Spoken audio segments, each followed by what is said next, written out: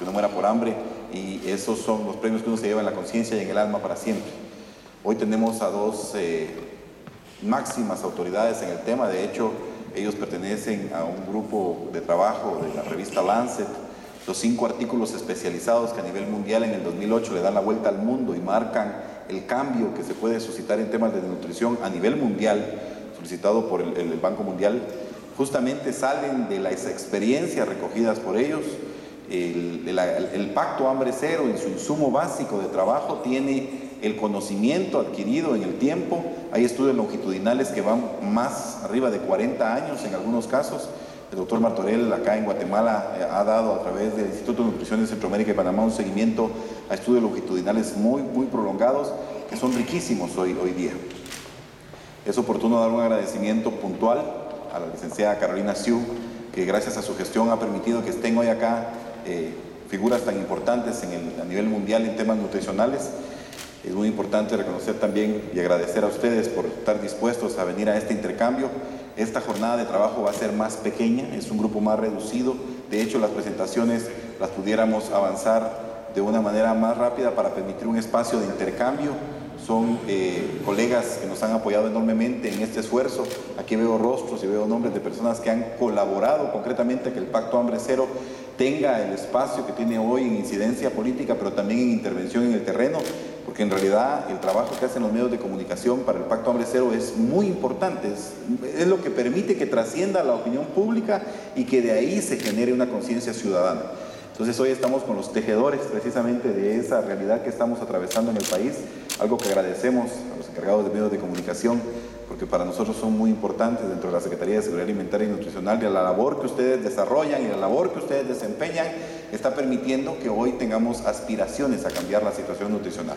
Entonces, la situación actual es que vamos a poner a 2 expertos internacionales, gracias al apoyo del Instituto de Nutrición de Centroamérica y Panamá y del Sistema de Integración Centroamericana. Los vamos a poner a disposición de sus inquietudes y de sus comentarios. Así que, sin dar más tiempo a esto, que es la introducción, quiero decir que el esfuerzo de todos va a permitir que logremos el éxito en este país. Y ustedes y nosotros vamos a heredar a nuestros hijos, a nuestros pequeños y a nuestros nietos una mejor Guatemala, pero tenemos que construirla juntos. Y solo el gobierno, solo las entidades públicas no lo van a hacer.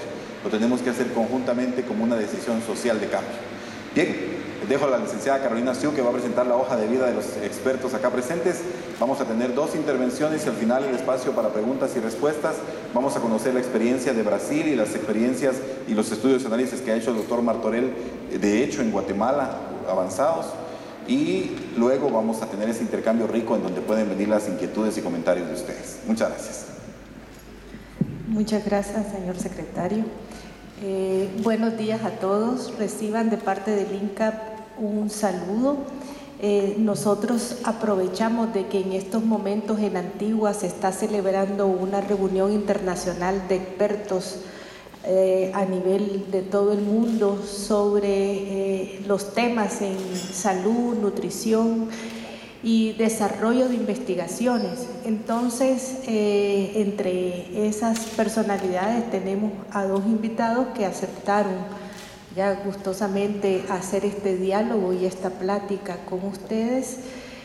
Y también agradezco que la CESAN, ¿no? y que tengamos este espacio para poder seguir construyendo, ¿no? nuestros pensamientos y nuestras líneas de acción más sólidas, ¿no? para el combate de la desnutrición. Entonces tenemos el primer expositor, es el doctor Reinaldo Martorell. Él actualmente es profesor de nutrición internacional y jefe del Departamento de Salud Global de la Universidad de Emory. Él también se ha desempeñado como profesor de la División de Ciencias en Nutrición de la Universidad de Cornell en Estados Unidos, profesor asociado de la Universidad de Stanford y científico del INCAP. Él trabajó en Guatemala durante los años 70, 80 y él tuvo que salir del país por otras situaciones complejas, pero él vivió una época bien fructífera y bien rica del instituto, y y él nos ha seguido acompañando y ha seguido demostrando su trabajo y siempre siguió, ¿no? Los estudios que él inició aquí en Guatemala, siempre acompañó y nos sigue acompañando. Entonces él es parte del comité asesor externo del instituto, ¿verdad? Además, él es asesor de la Organización Mundial de la Salud, de UNICEF, del Banco Mundial y del BID, ¿ya?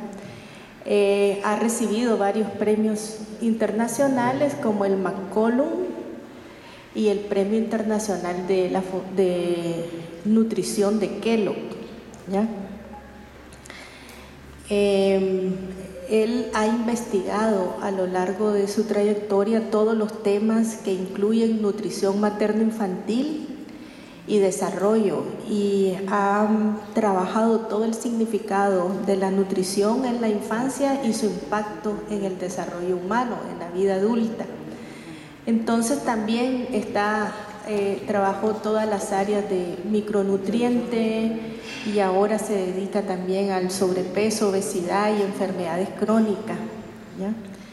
Y ha trabajado intensamente en todo el aspecto de programas y políticas, ¿ya? Diseño de programas y políticas, así como de evaluación en alimentación y nutrición. Entonces les dejo con ustedes esta personalidad.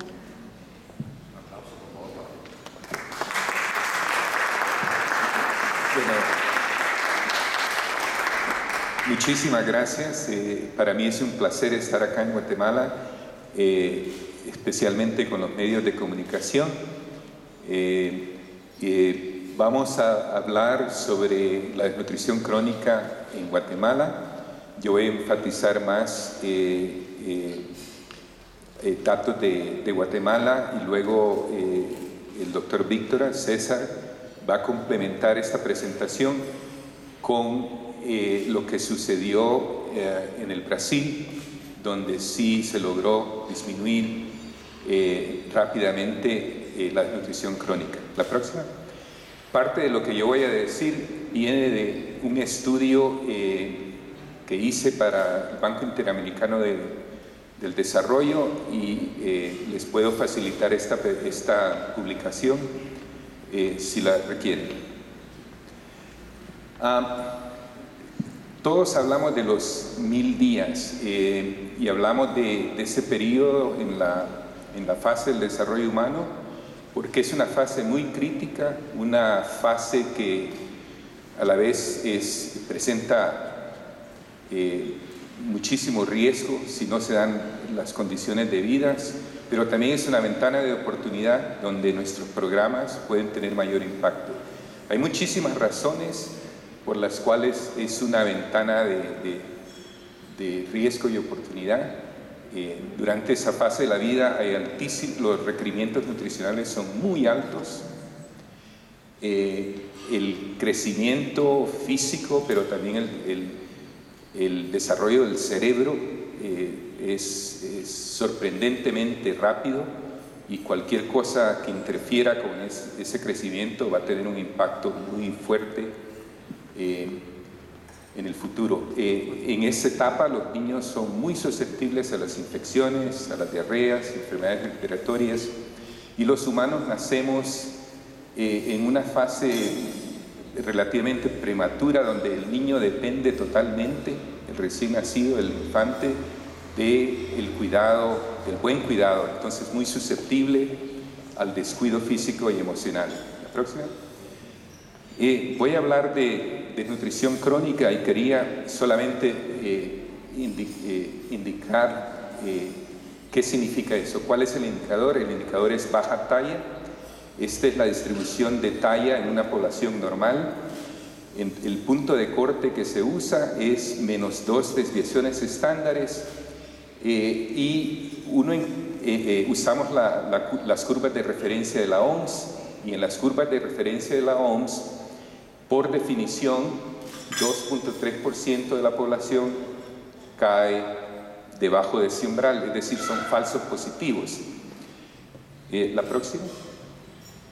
Entonces les decía que se espera 2.3% en una población normal, y en Guatemala tenemos el 49.8%, casi 50% de nutrición crónica, una de las tasas más altas del mundo. África tiene 40 en promedio, Asia 35, Latinoamérica como promedio es 14, Guatemala es la más alta de las Américas, más alta que Haití. Es en realidad similar a la de la India. La próxima. Yo creo que es importante entender cómo evoluciona el retardo en talla. Estos son datos de 2008-2009. La prevalencia de retardo en talla de nutrición crónica por edad. Ese es el valor que uno esperaría en una población normal, y vemos cómo se comporta este indicador por edad. La próxima. Vemos que en niños de 0 a 5 meses, tal vez en promedio 3 meses, ya tienen una tasa de una prevalencia de más del 20%. Esto refleja el retardo intrauterino, por eso he dibujado esto hacia atrás. Incluye el embarazo, y ven ustedes que llega hasta los 2 años y luego no cambia, hay un ligero descenso. Entonces todo esto ocurre en los primeros 1000 días de embarazo y los primeros 2 años de vida. La próxima. ¿Qué pasa con la desnutrición aguda? Esto es lo que uno esperaría. Como problema poblacional no es un problema, incluso son prevalencias inferiores a las esperadas. Yo sé que en Guatemala, en la prensa, se ha publicado mucho sobre la desnutrición aguda, que se ve de vez en cuando en situaciones muy específicas asociadas por ejemplo, sequías o problemas muy específicos, pero como problema generalizado de salud pública no lo es. La próxima. Es importante ver cómo se comportan estos indicadores con indicadores, por ejemplo, como de pobreza. Aquí tenemos el quintil socioeconómico. Vemos cómo la desnutrición crónica tiene una fuerte relación con pobreza. Le hace un reflejo de todo eso. La anemia, que es alta, tiene menor relación, y la desnutrición aguda, ustedes ven, es igual en todos los quintiles socioeconómicos. La próxima. Otra desigualdad en Guatemala es por etnia. Los indígenas tienen una mayor prevalencia de desnutrición crónica, 66% versus 36% de la población no indígena. Desnutrición aguda es similar, la anemia es bastante parecida, y ACV, una alta prevalencia de sobrepeso. Aquí estamos al lado derecho de la curva, y se esperaría en una población normal 2.3, y tenemos más del doble. Entonces, vamos a hablar un poquito más de esto en adelante. La próxima. Las tendencias, cómo va cambiando la nutrición crónica en Guatemala. Vemos, esta es la población en total desde los 90, no cambió mucho. Aquí vemos un cierto cambio. Vemos que en la población indígena, como vimos en la diapositiva anterior, es mucho más alta. Y la brecha en realidad ha disminuido un poquito entre la población indígena y no indígena, pero más o menos se mantiene. La próxima. Algo que quiero enfatizar es que este cambio, este nivel de cambio en la tasa de desnutrición crónica nos debe de preocupar, porque a este ritmo va a tardar más de 40 años en desaparecer el problema de la nutrición crónica. Entonces tenemos que hacer algo, tenemos que tomar acciones para aumentar el ritmo de descenso. Y es una necesidad, porque la desnutrición crónica perpetúa la pobreza, como lo demuestran estudios del INCAP, y les voy a presentar un estudio próxima que hemos venido desarrollando con el Instituto de Nutrición de Centroamérica y Panamá en comunidades del oriente de Guatemala. La próxima. El estudio fue un estudio científico, no fue un programa, fue un estudio científico que se hizo de 1969 al 77 en el oriente de Guatemala, comunidades cerca de Sanarate. Incluyó una intervención nutricional con un alimento de altísima calidad nutricional basado en incaparina con leche, encontramos que esta intervención hubieron comunidades controles, disminuyó la desnutrición crónica, pero algo muy importante, su mayor impacto fue en los primeros 1000 días. En niños menores de 2 años se vio algo de impacto, pero mucho más leve en niños de 2 a 3 años. El darle este atole a los niños mayores de 3 años no tuvo ningún impacto en el crecimiento lineal. Entonces, eso nos indica que las intervenciones deben de ir focalizadas para prevenir la desnutrición crónica en los niños menores de 2 años. La próxima. Medimos la ingesta del suplemento, de la dieta, y les cuento esto porque es importante. Las comunidades de fresco son los controles. La diferencia en ingesta total entre las comunidades de atole y las de fresco fueron 9 gramos de proteínas y 100 calorías por día. Esta no es una cantidad exagerada de alimentos. Sabemos que con programas se puede lograr este impacto de cambio. Es algo que es posible, está al alcance de programas que se pueden implementar en niños. La próxima. Aquí vemos la tasa de nutrición crónica era altísima en el 69. El retardo en talla, como lo definí, menos de 12 divisiones estándares, era alrededor del 85%. Aquí lo que tenemos es retardo severo, es un punto de corte aún más estricto, menos 3. Entonces vemos que en el 89 era arriba del 40, muy similar en las comunidades de atole y las comunidades controles de fresco. Y como vemos como en las comunidades de atole hubo un rápido descenso. Entonces sí, con intervenciones se puede mejorar la nutrición crónica, y en las comunidades controles no hubo cambio. Próximo. Hemos publicado muchísimos estudios porque hemos hecho estudios de seguimiento. Hemos regresado a las comunidades, hemos regresado a la ciudad de Guatemala, porque han habido individuos que han migrado a Guatemala, han migrado a otros pueblos de la República de Guatemala. Entonces hemos hecho estudios de seguimiento y encontramos mucho impacto en el adulto, pero ese impacto, de nuevo, solo se asocia, solo se da con haber sido expuesto al atole en los primeros 1000 días. No hay ningún impacto a largo plazo congruente con lo que vimos anteriormente con la exposición de 3 a 7 años. Y vemos que mejoró la escolaridad, inteligencia, lectura, y tal vez el hallazgo que más se ha resaltado en la comunidad internacional es el impacto en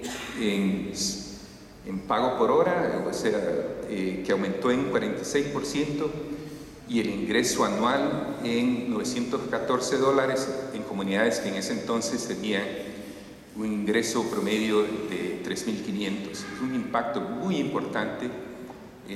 Se vio solo en hombres porque las mujeres participan menos en el mercado laboral. Yo creo que tienen el mismo potencial, pero un alto porcentaje no trabajaban en el sector laboral. La próxima. Entonces quiero pasar a hablar un poco de qué vamos a hacer.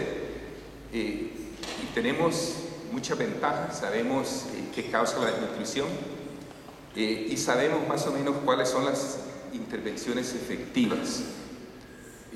Voy a adelantar que el problema no es el qué hacer, sino cómo hacer la implementación. La próxima. Este es el marco conceptual de UNICEF, que lo he simplificado un poco. Me gusta mucho porque identifica las diferentes causas que tiene la desnutrición. No solo es alimentación, es una serie de factores, causas básicas: pobreza, baja educación, marginalización, el contexto social, político, económico. la inseguridad alimentaria, el cuidado inadecuado de la madre y el niño y la falta de agua y saneamiento y servicios de salud deficientes son causas a nivel del hogar. Y todas estos factores conllevan a la dieta inadecuada y a la infección, las diarreas, que son una causa muy importante de la nutrición crónica. Es la interacción entre dietas deficientes e infección que lleva a la nutrición. Entonces, para atacar el problema necesitamos que atacar una serie de factores contribuyentes. La próxima. Yo tuve el placer de estar en San Juan Atitán con el señor secretario. Me emocioné muchísimo ver el lanzamiento del Pacto Hambre Cero, el cual me gusta mucho por su diseño, porque le presta atención a las acciones de impacto inmediato, que son básicamente en salud y nutrición, pero también a las acciones de impacto mediano y largo plazo que llevan a cabo los diferentes ministerios con una coordinación liderada por el CESAN. Entonces es un plan muy bonito, y yo felicito al gobierno por haber diseñado este plan, y este plan, para tener efecto, necesita ser implementado y seguido por muchos años, porque se espera que aumente la tasa de descenso, pero va a tomar aún así más de un gobierno. Entre las intervenciones de impacto inmediato tenemos acceso y promoción de servicios de salud de buena calidad, es una altísima prioridad. Tenemos que priorizar los 1000 días, esto es muy fácil de decir, más difícil de hacer.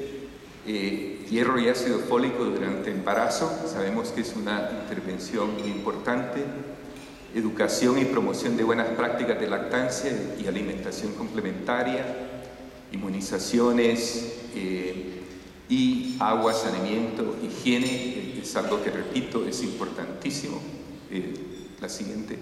Y el anterior era un paquete mínimo. Yo creo que en partes de Guatemala, donde hay mayor pobreza, por ejemplo, el altiplano de Guatemala, se requieren intervenciones adicionales como los alimentos complementarios fortificados para niños de 6 a 24 meses, las transferencias monetarias condicionadas a comportamientos en salud y nutrición,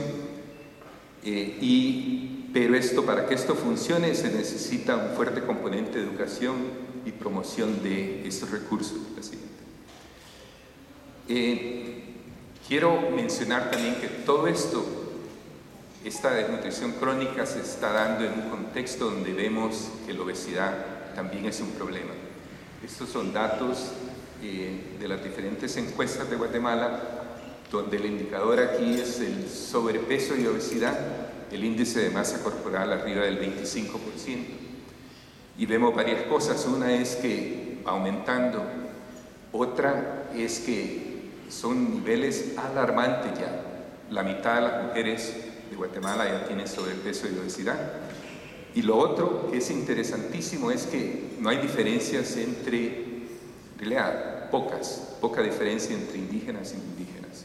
Es un problema generalizado en el país, se ve en todas las capas sociales. La siguiente. Yo tomé esta foto en San Juan Atitán, más o menos una cuadra de donde el señor presidente dio el lanzamiento. Y lo menciono porque esto es un problema, es un reflejo de lo que está pasando en Guatemala. Estos tipos de productos, el altísimo consumo de productos ricos en carbohidratos simples, azúcares, grasa, alimentos que no tienen micronutrientes y alimentos que yo me he fijado en los precios, que no son baratos en comparación a otros alimentos que estas familias pobres podrían consumir. La siguiente. También quiero hacer algún comentario sobre el concepto del hambre. Yo he leído algunos documentos escritos en Guatemala y en algunos se argumenta o se dice que hay una falta de calorías en Guatemala, que yo lo encuentro como una acepción absurda porque vemos el problema de obesidad. Para mí no se trata de comer más de lo mismo, sino de comer mejor. Es un problema de calidad de la dieta. De nuevo, no solo son calorías, es qué tipo de calorías son, de qué vienen, de verduras, frutas, de proteína animal. Y quiero hacer un comentario sobre las bolsas de alimentos, que claro que son una manera de combatir la pobreza, pero como estrategia para reducir la desnutrición crónica, la evidencia de muchos países demuestra que no es una manera muy eficiente de combatir la desnutrición crónica, en parte porque por lo general proporcionan alimentos que tal vez puede consumir la familia, pero no el niño pequeño, y por lo general no se acompañan de un componente educativo que le enseña a la gente cómo incorporar esos alimentos en la dieta del niño.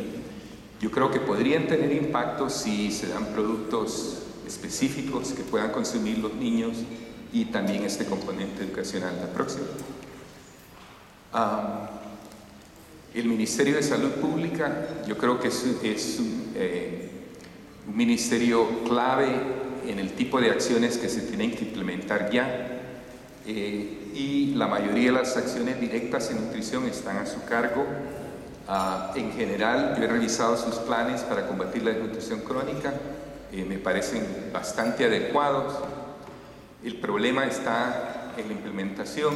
Yo creo que es urgente fortalecer el ministerio, proporcionarle primero los recursos presupuestales, pero también los recursos técnicos que son necesarios para ampliar la cobertura, pero también mejorar la calidad de los servicios. La próxima.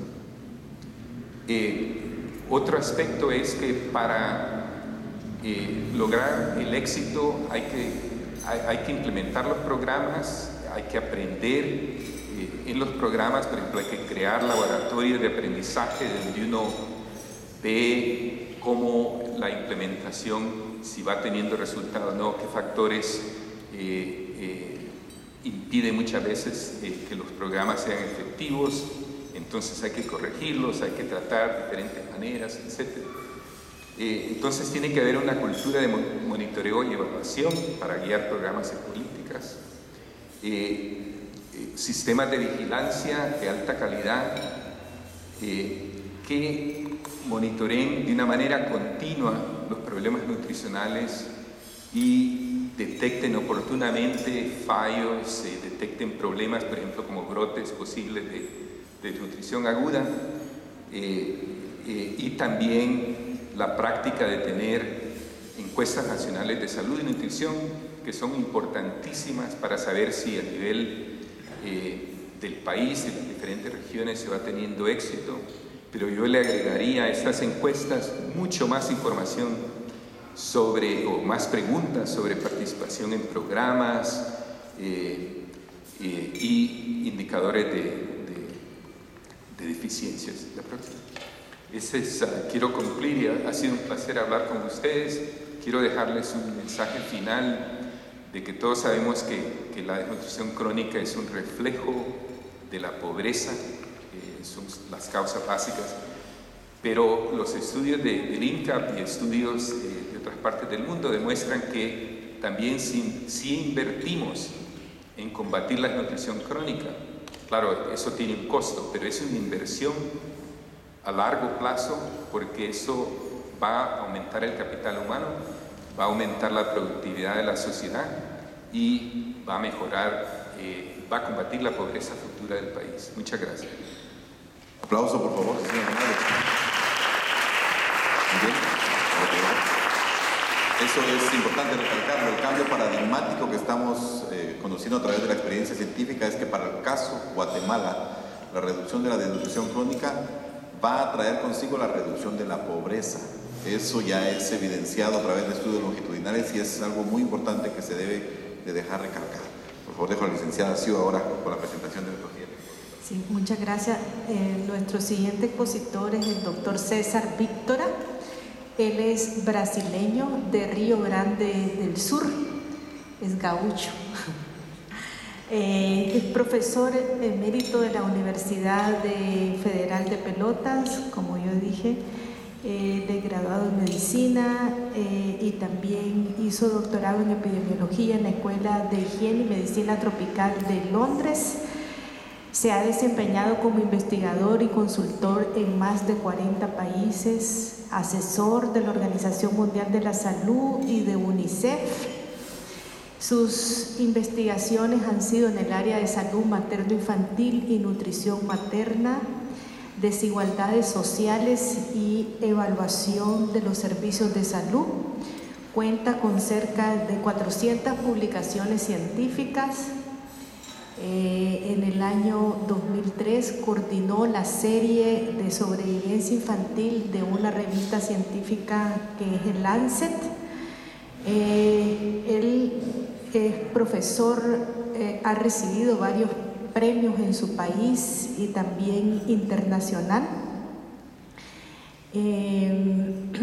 Es profesor, actualmente investigador del más alto nivel del Consejo Nacional de Desarrollo Científico y Tecnológico de Brasil.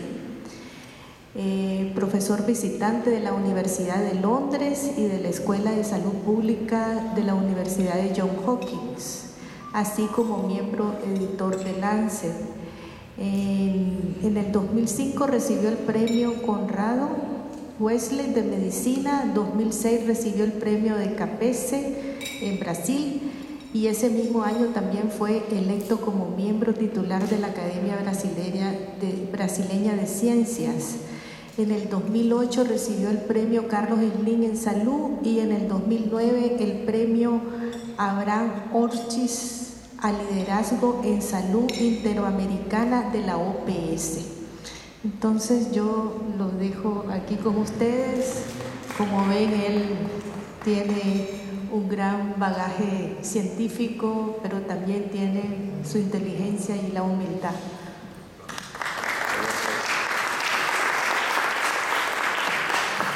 Gracias, Carolina. Yo pienso que primero perdonen el portuñol, que a veces me faltan las palabras. Pero como ustedes son de periódicos y también no sé si conocen muy bien la historia de nutrición en Guatemala, que es una historia muy importante. Guatemala es un país de donde toda la América Latina ha aprendido mucho sobre nutrición. Con el INCAP, con el trabajo que Reinaldo mencionaba, es un trabajo que tiene un impacto global impresionante en las políticas de salud. Entonces, por esto para mí es muy compensador estar acá en Guatemala hablando con ustedes, porque es un país de donde aprendí mucho de la información en nutrición, es leyendo los artículos acá del grupo de INCAP, que son realmente algo excepcional en la literatura mundial, muy reconocidos en todo el mundo. Bueno, les voy a hablar un poquito sobre lo que pasó en Brasil y luego les voy a decir qué estamos haciendo Reinaldo y yo acá en Guatemala, en Antigua más precisamente, y una reunión científica que tiene una serie de implicaciones para las políticas de salud y nutrición de los niños. La próxima, por favor. Esta es una serie de artículos que salió en ese periódico que ya fue mencionado varias veces acá, el Lancet. Es probablemente la revista más influyente de la medicina mundial. Y esta serie de artículos es toda sobre Brasil. Y yo fui el coordinador de la serie. Y si ustedes buscan en el website del Lancet, Salud en Brasil o Health in Brasil, se encuentran todos los artículos que están ahí. Entonces lo que voy a hablar, si tienen alguna duda y quieren mirar los datos, están todos disponibles acá. Próximo. Y yo voy a hablar muy rápidamente sobre algunos aspectos de salud, nutrición de los niños en Brasil, pero principalmente sobre la nutrición. Tengo solamente unos 12, 15 diapositivas porque quiero dejar bastante tiempo para que para preguntas y discusiones. Bueno, el próximo, por favor. La cosa más impresionante en Brasil es esto, es de la mortalidad infantil. Hasta los años 80 más o menos,